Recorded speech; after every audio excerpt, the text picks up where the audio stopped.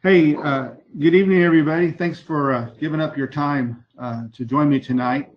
I'm up at a sociologist conference on stats and what's taking place in the life of the church nationwide. And so it ought to be an interesting time up here.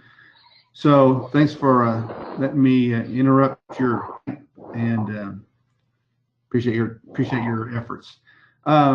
We just finished. Jason has helped us with a video announcement for District Assembly. Has missions and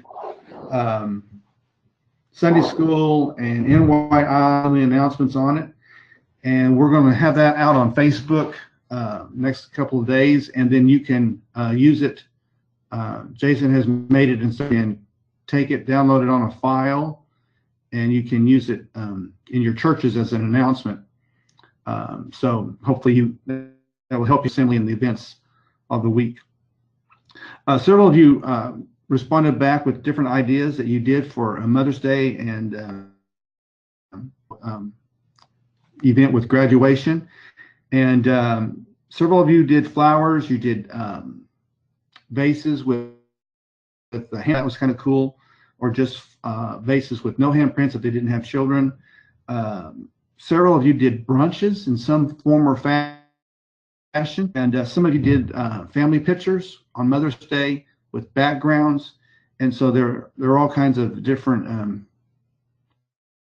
ways that you use that. And so I just commend all of you for using that day to make it a great day.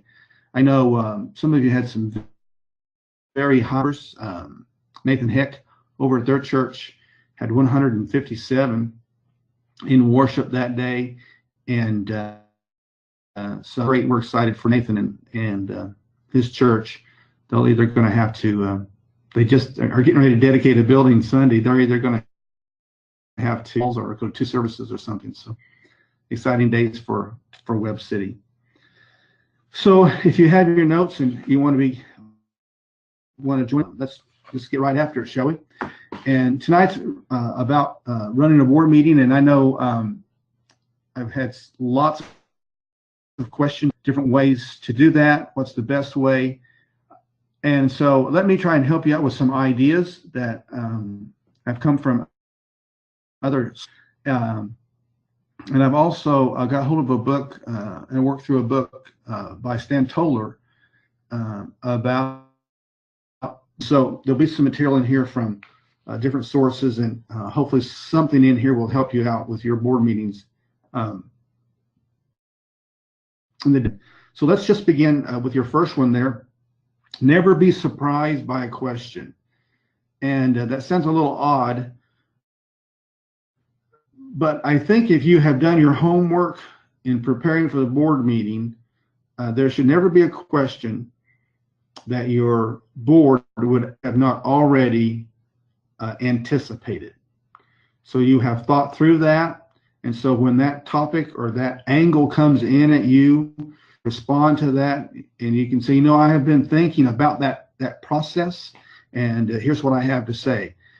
The times that you get caught not being able to answer questions, I think it's really kind of it takes change away from your pocket, those words. And so just be careful that you try to think through, especially if you're talking about a new topic, introducing some new process at church, that you have thought through all the different angles and how you can do it best.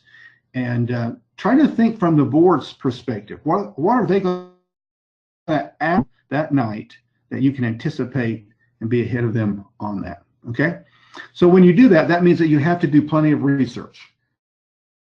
So be times that you prepare for the board meeting and prepare for the questions and prepare for the topic by doing plenty of research, talking to people, working through topics.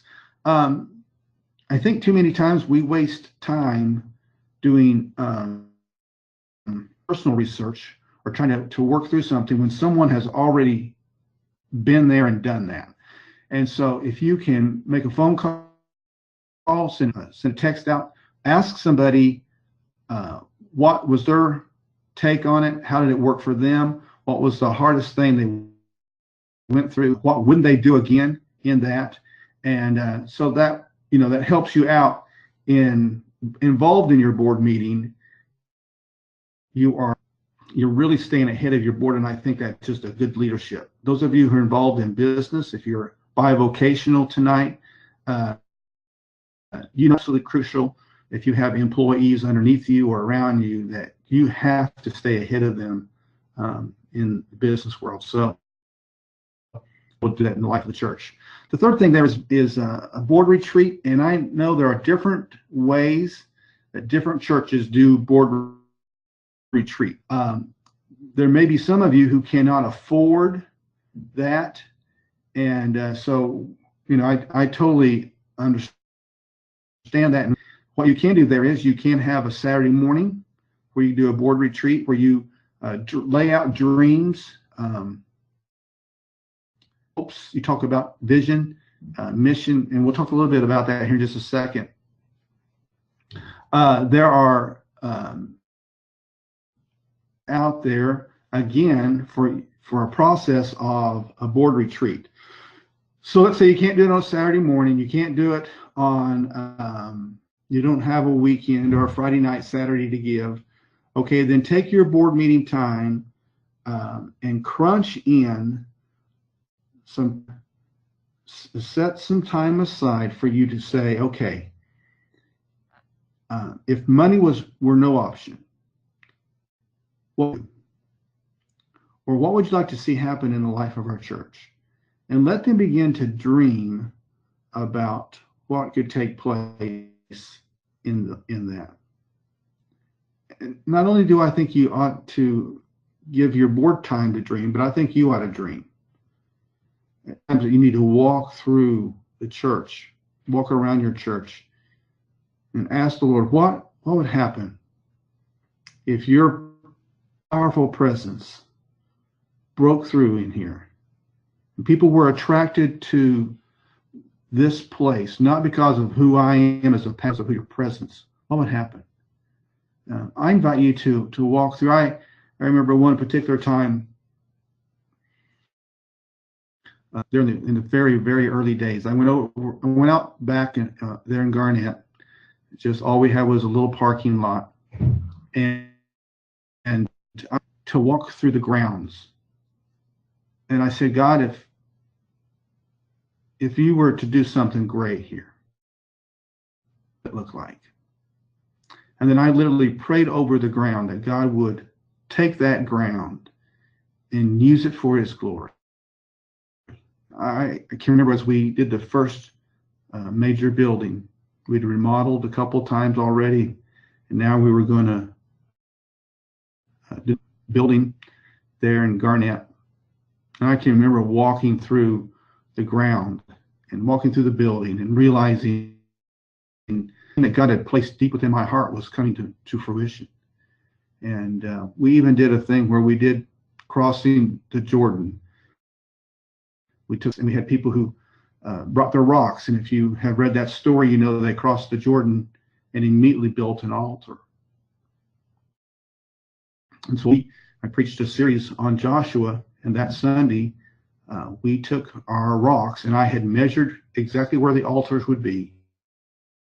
We laid their rocks around that altar, and we prayed and dedicated the ground for what God was going to do in the days and years ahead. So you have to dream, and you've got to let God place that dream deep within you, and I hope you will.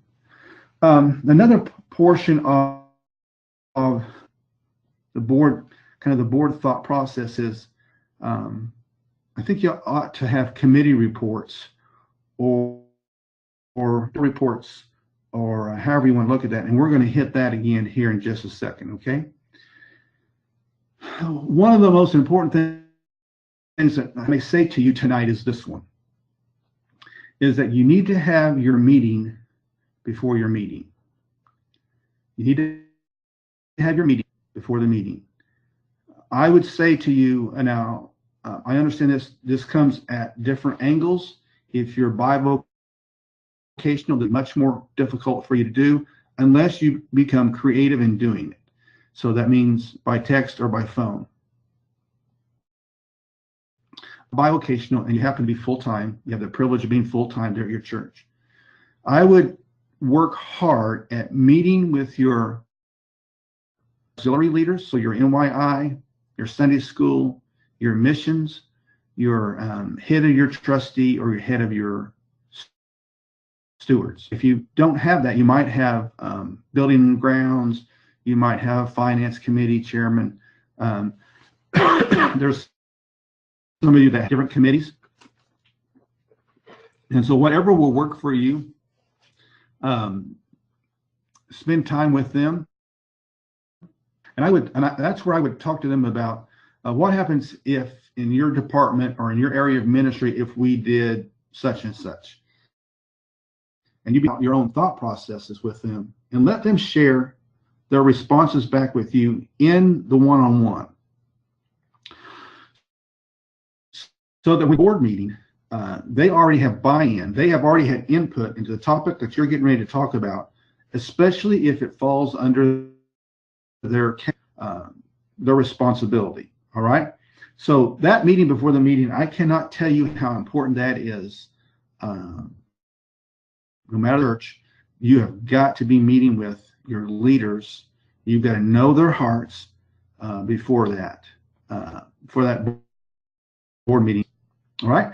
Then let's talk just a little bit about creating the agenda. I think it's the next one on your PowerPoint there. Creating the agenda. What should it look like?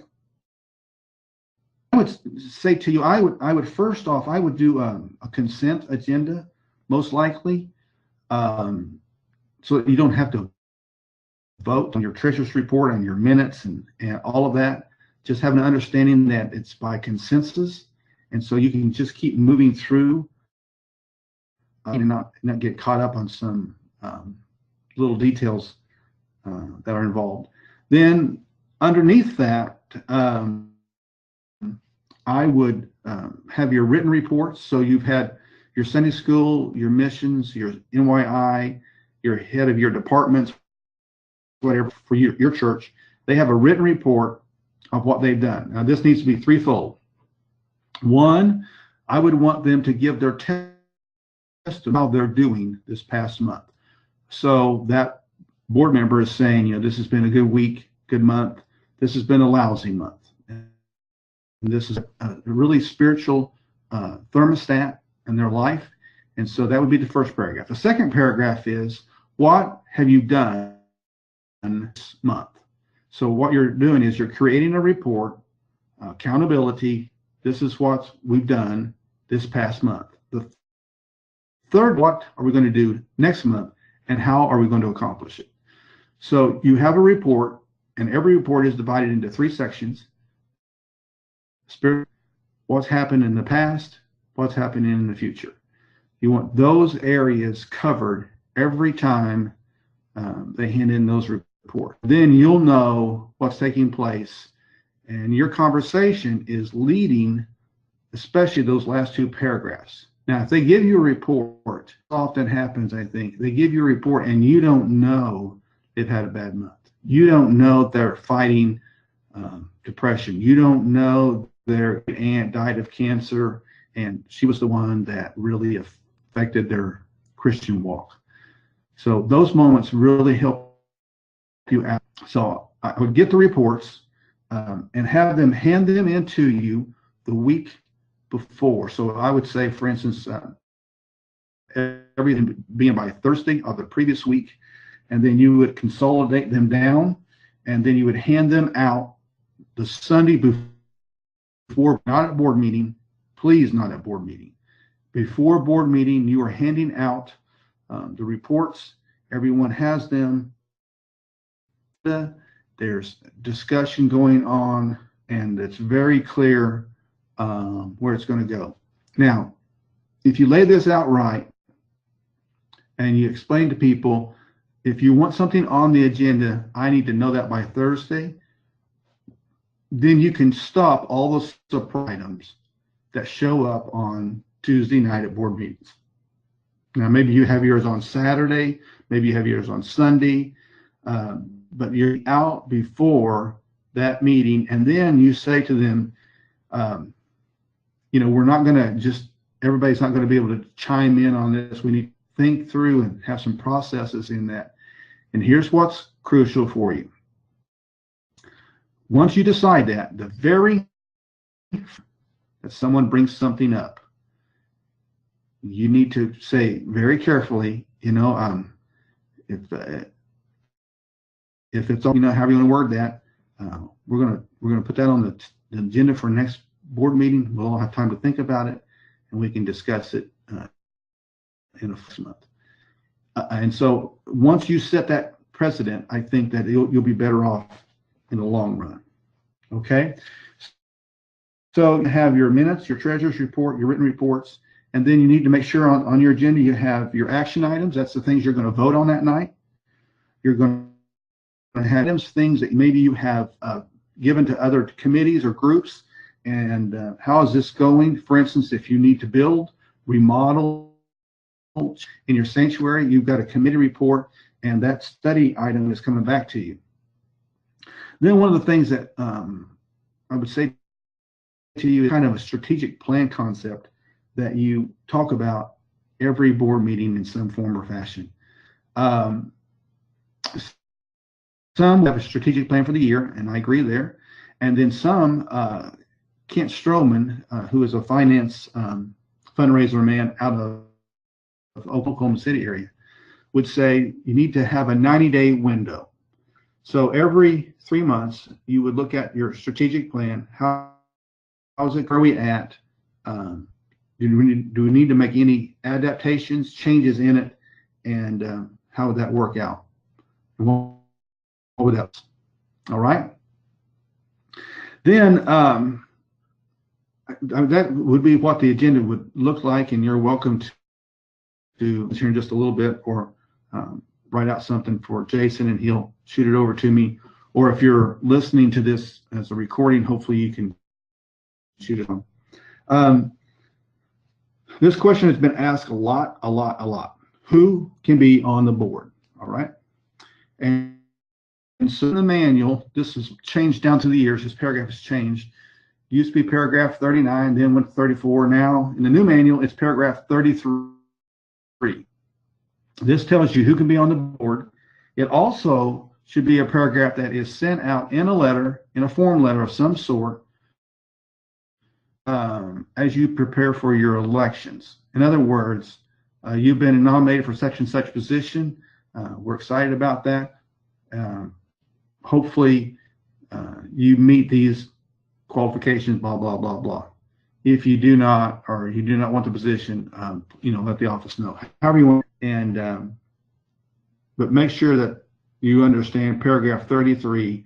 If you're going to lead your church, you've got to have good leaders involved in that. Now, let me go over 5 things real quick about the board and the process on the board.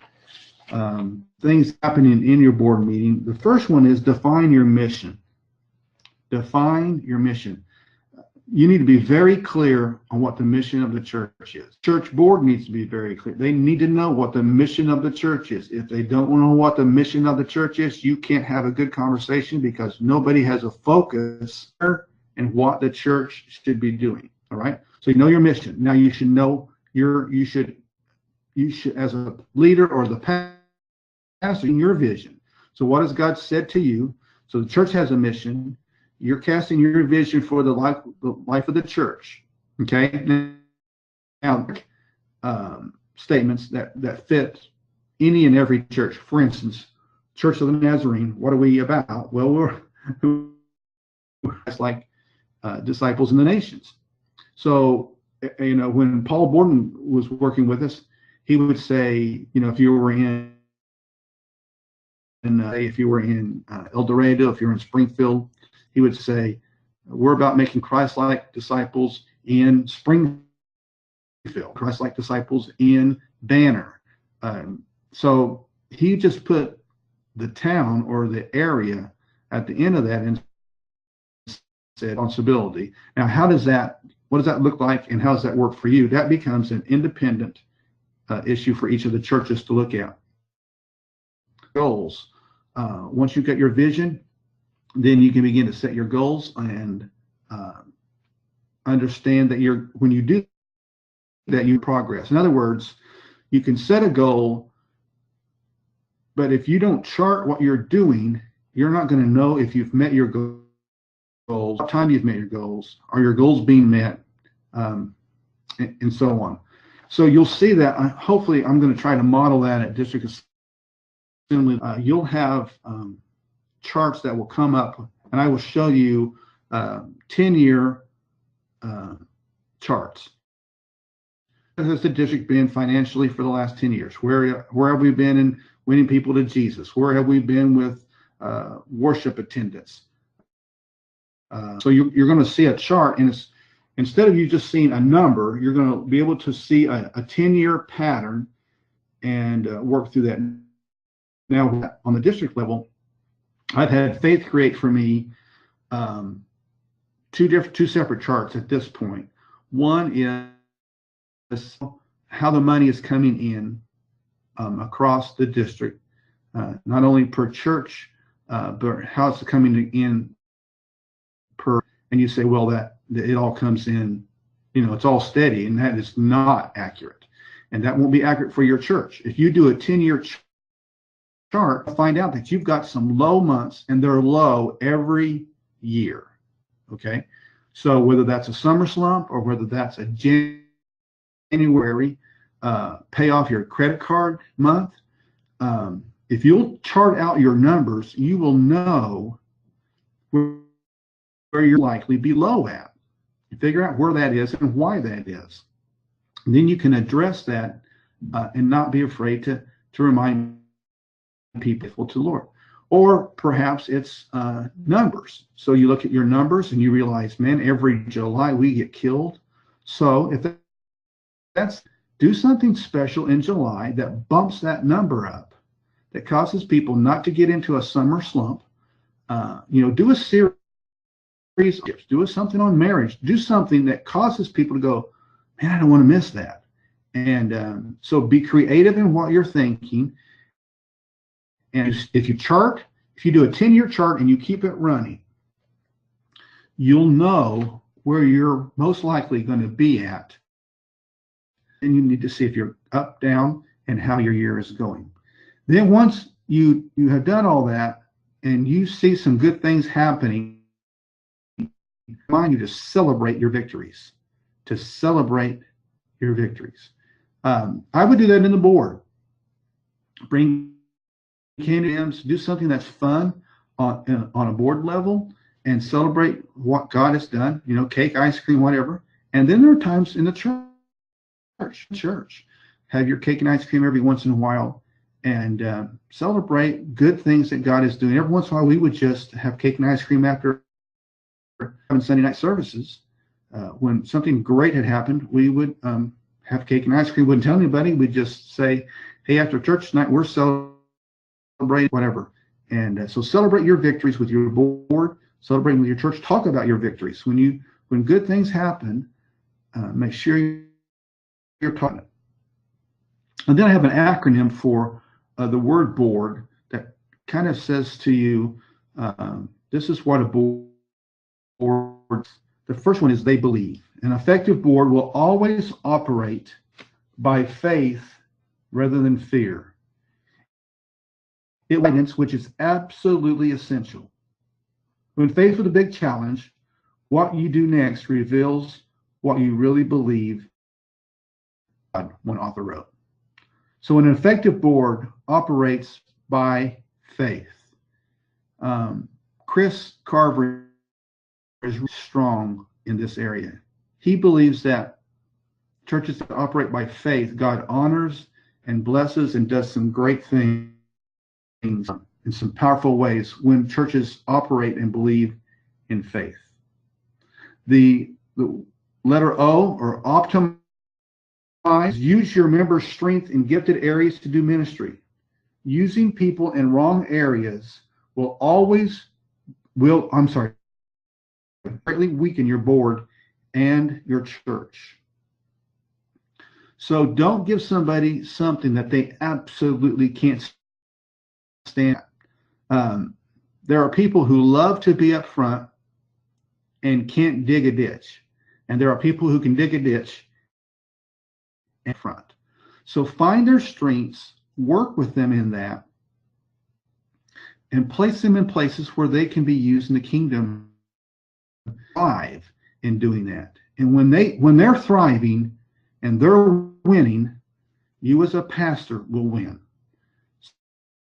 So placing them in the right places and as many as you can. It's one of the blessings of people when people go to two services is the way I've often looked at it is that you get to use more people in ministry.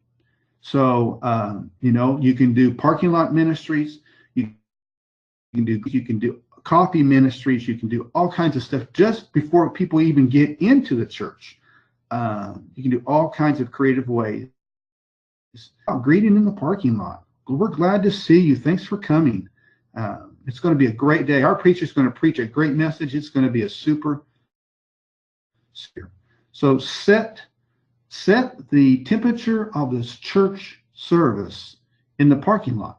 Set it at the door when you have good groups who are positive, optimistic, and looking forward to a great thing. All right. The third one is the letter A, which is argue. Argue. A board, one of the tasks of a board is to have a proper discussion at your board meetings. It's something personal, but it is to be transparent and honest in that meeting. So GE used to say part of the problem we have in the church is that we have a bunch of people who are spiritual liars. In other words, how's the church really doing? And people go, oh, it's wonderful. Now underneath, everybody knows there's a problem. Everybody knows there's issues going on, but we in the meeting we camouflage truth. And he's saying in the build for GE, they forced people into being truthful, which is just crazy to think about. The church, after he and Bill Hybels became friends, we really saw some changes in him and even in his thinking. And he's really strong on being honest. When that discussion is getting down to the end, you might say something like, now, have we covered every angle on this topic? And just let them think it through, because what you don't want happening is you don't want them going out saying, well, he didn't give me a chance. She didn't give me a chance to cover all those. And now look where we're at. Okay. So then I would remind people that once that vote is taken, meeting setting, whether you voted for it or against it, if it passes, it passed. We're all for it. Even though maybe you had some thoughts against it, once that has passed, then we're saying we believe in this and we're off and running. Okay. Number 4, the letter R, is the word respond. Deal with issue, whether it's easy or hard. Make sure you're dealing with everything. And if you're the issue, Pastor, if you're the issue, then make sure you're dealing with yourself and allowing them to talk with you about what needs to go better, needs to change in your own journey, and all of that. Then finally, for the letter D is the word decide. You can only think it through and analyze or research an issue so long, and at some point make the call. So don't let topics lag on too long. Be careful. One of the things that John Maxwell used to say about board meetings is if he thought there were a couple of people solid yeses on a vote, he often would hold off that vote, and then he would talk with those people going on. He liked to have unanimous votes, which is kind of interesting thought process. And so that may be something that will help you in your journey. All right. Okay. I think that's all that I've got tonight and let me ask if you guys have any questions, or Jason, has anybody written anything that I need to address tonight? Nope. No questions. No questions. Sure. Anybody have anything?